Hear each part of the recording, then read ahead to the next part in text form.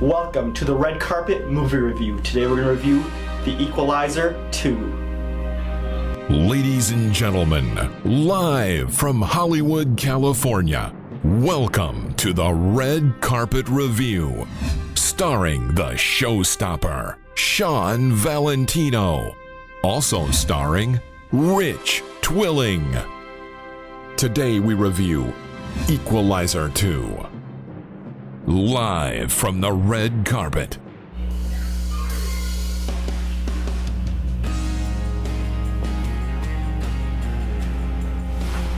Hey everybody, it's Shawn Valentino, your host on the Red Carpet Movie Review. Today we're going to review The Equalizer 2.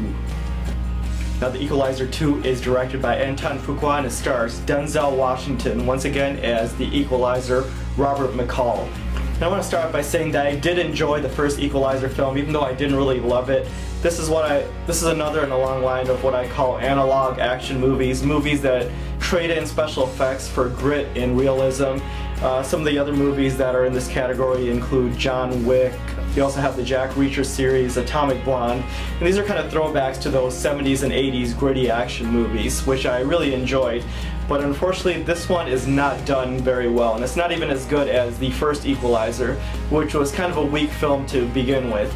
And the plot of this movie revolves around Denzel Washington's character of McCall hiding out in an apartment complex and just trying to blend in with his local neighbors. It's kind of a diverse apartment complex, and he's also a Lyft driver, which I thought created some of the best sequences in the movie and some really funny, genuine laughs. Because just thinking of a larger-than-life actor and movie star like Denzel Washington driving for Lyft just sets up all types of comic possibilities, and I thought they did a great job with that. And the story of this film is a revenge tale as Denzel tries to avenge the death of one of his co-workers.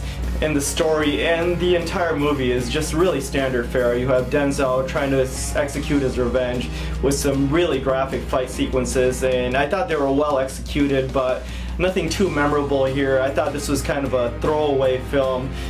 And for Denzel Washington, who is obviously one of the biggest movie stars of our time, he's just not very good here. I thought that his charisma and magnetism, which is usually on full display, were kind of muted here in this character, and that's really disappointing because I really want these types of action movies to succeed, because you have so many of these over-the-top comic books that are just full of CGI. Sometimes it's good to just see some old school action on display, and you do see that here, but the story is so thin and the characters and villains are so forgettable that this is a movie you just immediately forget about right after you watch it.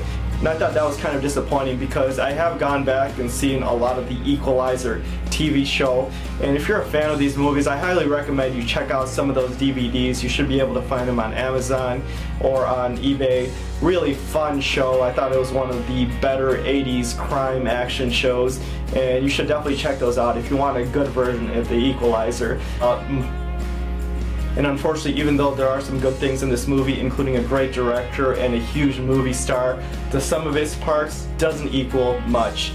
And I would say that this is a movie that you can skip because it doesn't equal a great time at the theater. And we here at the Red Carpet Review like to rate our movies on a 5-star scale, and I'm going to give The Equalizer 2 stars on a 5-star scale. Thank you so much for watching. Be sure to click that like button, press subscribe, and we'll see you next week on the Red Carpet.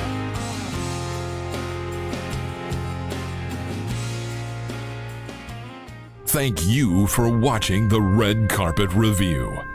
Proceed to click that like button and press subscribe for weekly movie reviews past and present. We'll see you soon on the red carpet.